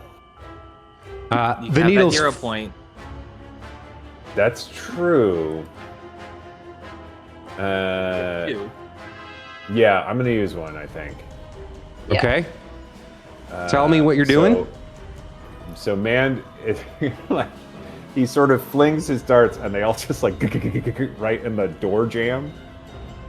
And he's like, and he is so mad, he just like pulls them back out and whips them again. So there's a as the needles slam into the door. You reach into the power granted to you by the Vanguard of Roaring Waters, who is in the back of your mind going like, these are your needles. There are others like them, but these ones are yours. Yeah, exactly. Yeah, soldier. Well, Oh worse. no. But the magic fails you and they fall to the ground. The creature in front of you cackles. You think you can hit me, Dory? You trash. You're courting death. That is your turn. Hannah, you're up. Okay, Hannah strides over to flank the Jenkins sister. She's got 25 feet. So on this diagonal square here, does that count as flanking, or it has to be literally side by side? You have to be. You have to have a line that goes parallel straight through the center of the opponent. You do have reach, remember. So I don't. do What's have your? reach. Can you get to one Yeah. square below that? You have 25 feet. That's yeah. Okay, so maybe not so that. what you wanna- Jenkins. Hang on. What you want to do is drag your mouse to the square directly above you while holding control and click there. Yes. So like you were moving, but holding control while you drag. Yeah. That's 25 feet. Yeah, you can get there. I'm wondering if you can get here or not. So 30. It's counting it as 30. so move your mouse to this square while holding control. Oh. And now while you're holding the control, click Yeah. and then drag it over to this square. It's still 30 feet. Okay. Never mind. You can't make there in one stride, unfortunately. You can get there in two and take one attack. But you have your bow Why don't out, we right? just- Yeah, So I've got I my don't- bow out, so then I'd also have to. Okay, why don't I just? I've got line of sight on it. I'm gonna target. I'm going to hunt prey. Man, but the bow is just not as good as the Naginata. Who are you targeting? The Jenkins? Got it. The Jenkins, yeah. Okay. Or the You know what? Jenkins. Why don't I just do this little here? Here's what we're gonna do. We're gonna actually do the weasel, even though he's a little. That's one stride. Little weasel. I sheath the thing and I draw the Naginata. Okay, that's another action to swap. You have one action left. Yeah. And I'm just gonna swing away. Get him! No, 11. Sad. Tiny little weasel is like running circles around this little patch of dirt. You're not able to hit, unfortunately. That brings us to Midori, who is up. She saunters out, all bravado, kind of like, Well, we've got some more victims to add to the pile. Guess what? Once we take your Tanuki, he's going to be on our side. We have treats, buddy. We have treats for you. she steps forward. She pulls out her short sword and makes a strike attack on Mand, which misses. She kind of curses and says, Tiny little man, stop moving. she's going to try again here. Misses again. And she says, Murasaki, he keeps moving out of the way. and the other Jenkins, currently based with Wushu and Tampoko, says, That's not fair. They're not playing right. that is that person's turn. Wushu is up. Man can't resist saying, "What's the matter? Not adding up?" Very nice. Very well done. The one next to you says, like, Hey, the witty banter is our thing, fucker. Well, we're calling him Wushu. witty, are we? Man's in the zone right now. Yeah, he is. Wushu whips out her hammer and takes a strike on the weasel, trying to get it while it is between her and Hannah. I'm going to say she's going to make a vicious swing here to go for huge damage. We'll see how she does. With a critical hit, she is going to deal 24 points of damage. Unsurprisingly, she straight up... she just crushes the weasel's skull, and it's just smashed into bits of bone and meat on the ground. The two Jenkins scream in horror, "No! Our menagerie!" And Sparrow, the flying raven up above the southern house goes like, "Shit got real! Shit got real!" That is her attack. She is now going to move to flank the Jinkin here for Tampoco in case he wants to make some kind of melee attack. She calls out, "I'm hurt, but we can take him!" And that is her turn. Tampoco, you're up. Now that they are flanked... First, he was... whatever. Screw these guys. He's just like, I guess, pop goes the weasel. And now, feel the burn. He's going to reach for the Jenkins to try to ignite her with a melee attack. So they should be counting as flanking. I don't know why it didn't roll or do anything. Oh, attack.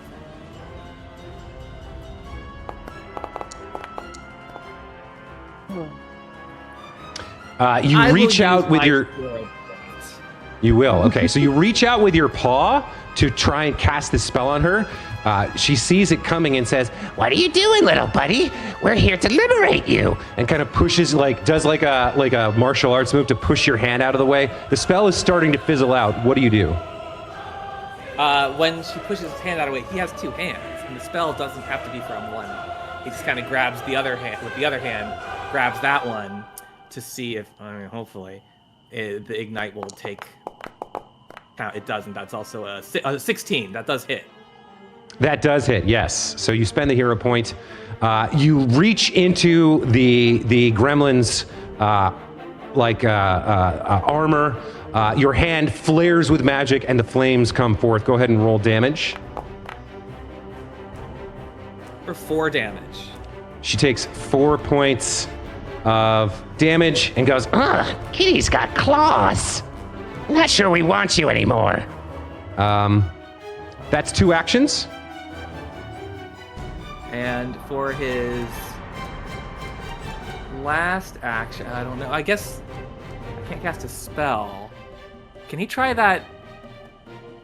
Is that like a special power, the intimidate, like when they cast demoralize or whatever? Is that like an intimidation check?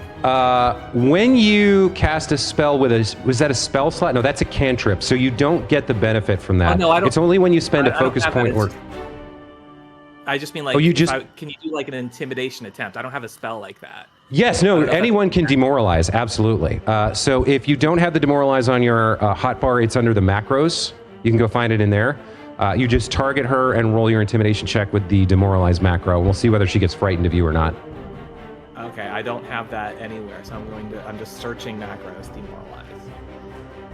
Got it. I'll save it. What do I do with it? Put it down here? Yeah, drag it to your hotbar. Target the creature. Oh, the creature's targeted. So select you at had least one token, which rolling or assign a default. You have to select your own token and then click the demoralize button. Oh, okay. There you go. I think you got it. Oh, come on. I almost had an 18. 9. That does not work. You attempt to demoralize her, and she just kind of giggles. Her eyes narrowed as she looks at your burning hand and the fire scorch. So that is your turn. The Raven is going to swoop down to help out Midori. He gets involved. Swoops down. Is going to kind of call out,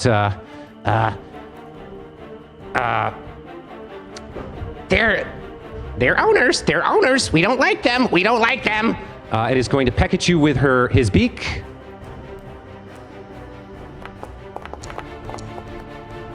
He's going to, I believe, hit here.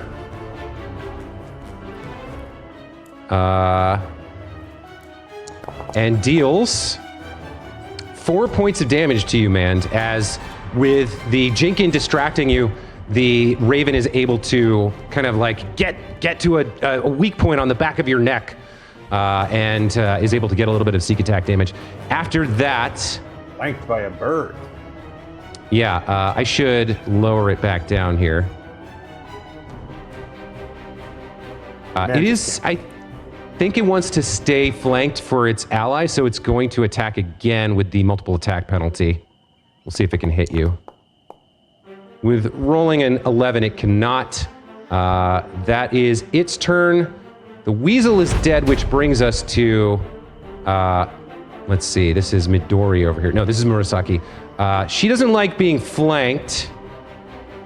And has seen Noodles die.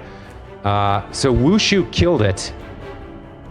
She whirls on the fox and snarls, You shouldn't have done that. You made us mad. It's not a battle of wits anymore. It's a battle to the death.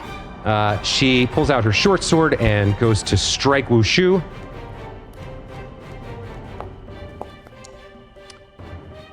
With a 25, she's going to hit here. Dealing an additional 4 points of damage. Reduced to, no, only 2. I'm sorry. So Wushu takes another 2 points, staggers back. Ugh, this thing's a little bit tough. And is going to... Yeah, I think it's going to dash over here. To get based with Mand. They want to gang up on him. And is going to make an attack on him as well.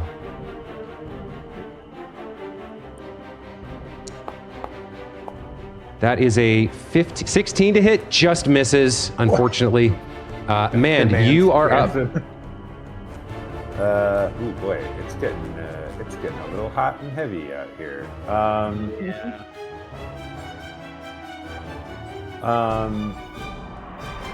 I want to come flank you with Midori, but you do what you gotta do. It's not fully like my first rank apparition spells. I have these 2 spells, but I can only cast one of them per day. Is that the sitch? Or can I cast both of them once? Hold on, let me look at your spell casting. Yeah, sorry. Yeah, when you cast Hydraulic Push, you used up your 1 first rank slot for the day. That's what I thought, but I was. So that should be at 0. Yeah. Okay. Yeah, there we go. Okay. That's fine. You have your Divine Prepared spell. You have your cantrips. I guess you don't have your... You do have your focus point. I do have the focus point, yeah. Yeah, okay. But that would heal them as well, right? Yeah, it heals any creature within 10 feet of you. So you could move away from them, but if they move into your aura, they get the healing. Yeah, that's. I think it's maybe not the right move. I think we're just gonna do... I got 3 guys on me. Mm-hmm. If I step back, are they all gonna try and whack me, or? That's a great question. Oh, God.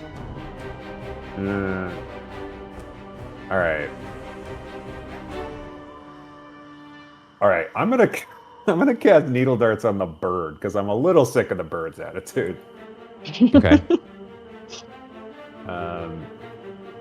So we're gonna cast needle darts here. I have it in my... Okay, there we go. Okay, dirty 20.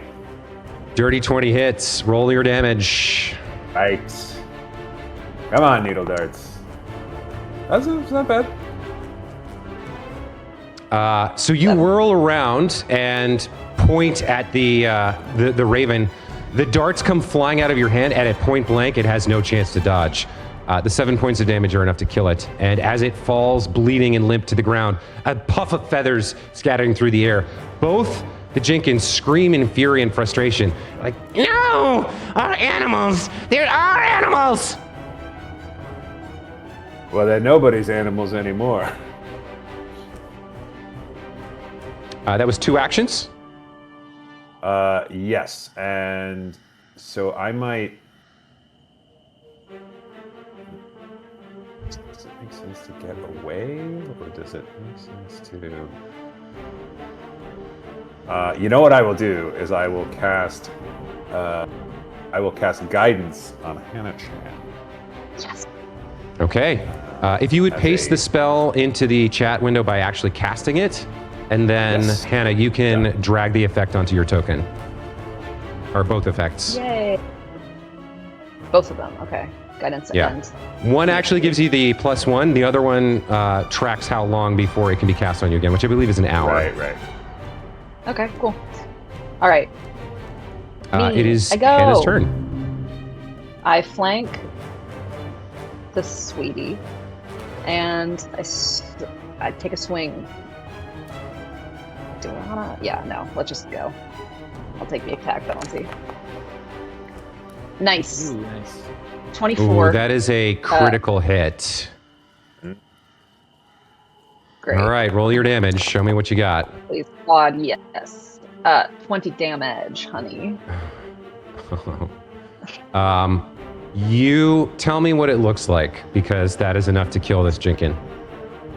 Hannah's like so frustrated. They're not only hurting us, but they're very mean. So she stomps over, takes the Naginata,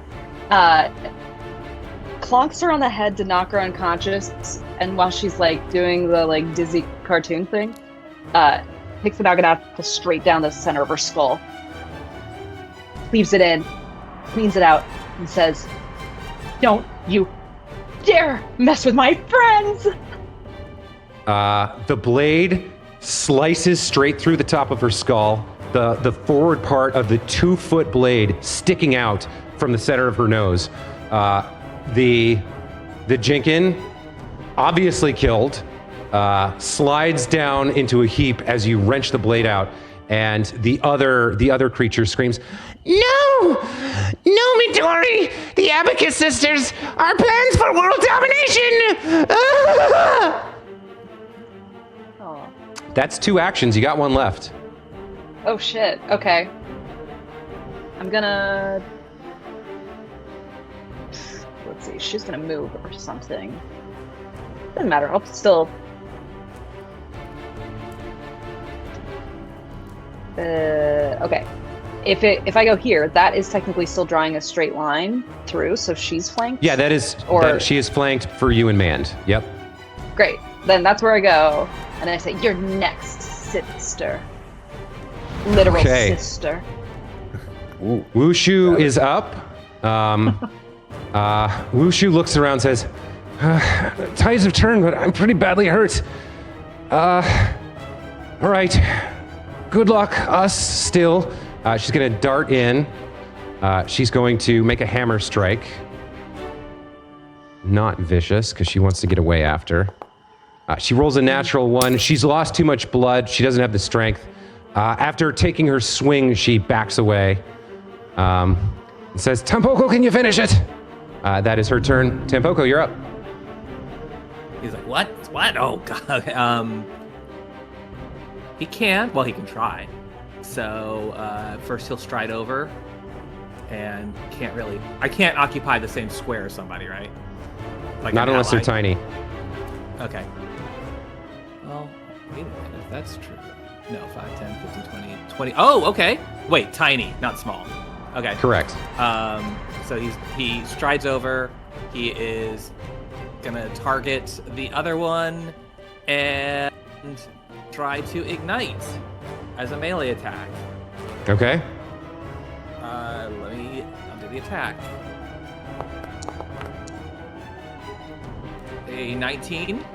19 hits. And kind of grabs, I mean, she's flanked from those sides, and he kind of comes up at the other.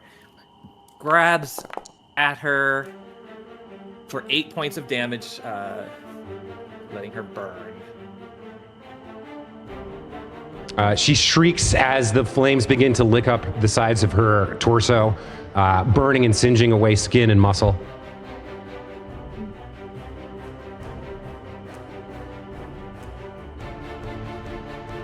Is that? Yeah, Oh, that's That's it. No, That's that- it, 'cause I think you're right, those are that's my it. actions. okay. It is her turn. She shrieks in fury.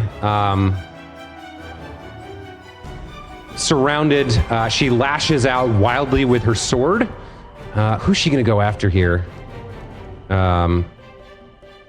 Probably man, since he's injured. She'll target him and make a strike and see if she can do anything.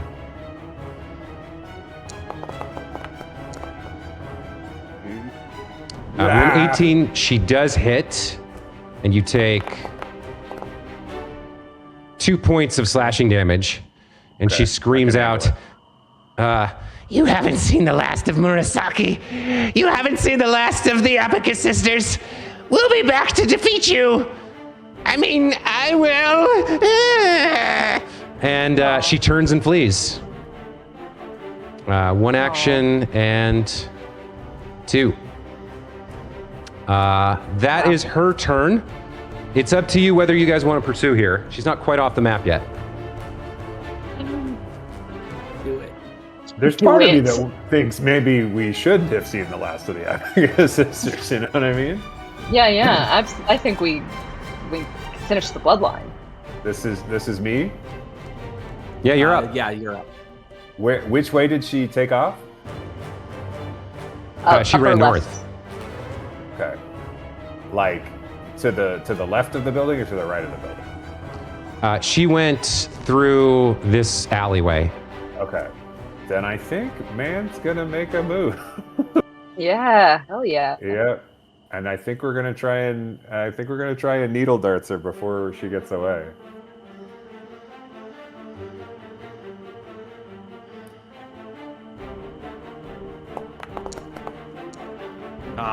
Nope. Oh, Do I The burn my needles last go hero whizzing point? past her head. yeah. For I sure. think so. All right. They go whizzing past her head, and man tries his pull maneuver to like bring them back and hit her front like straight on. See if I can make that work.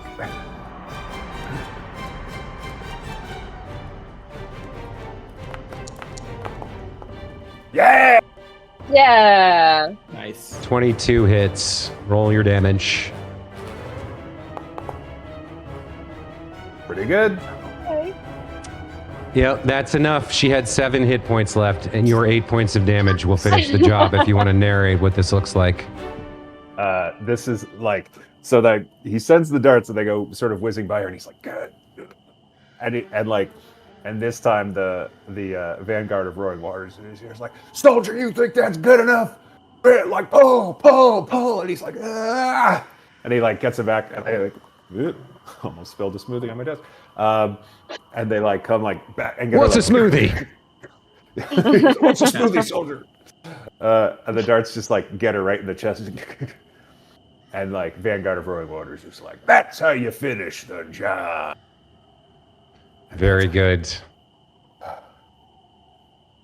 As the fleeing Jinkin falls dead, perforated by your needles, you guys are out of combat. And I think that's probably also a good place to take a break, or rather call it for today's session. Yeah. Sumika is inside the building. We'll deal with that next time. We'll also figure out how to get Byron involved, because Sal should be back when we resume. As a reminder, I'm not here next Friday, so it's going to be 2 weeks until the next session. But this was a pretty good one. I enjoyed it today. I hope you guys did too. Yeah. Yeah. A lot of exciting all right. stuff this week. A lot of Jenkins blood So on yeah, my you've hands. I love made it across the river, and you are exploring Northridge now. So there's lots to see and do. But we'll wait until next time for that. Thanks, guys. All right. Yeah. Yeah. Good Thanks. session, everybody. Very fun. Yay. Okay. All right, bye, guys.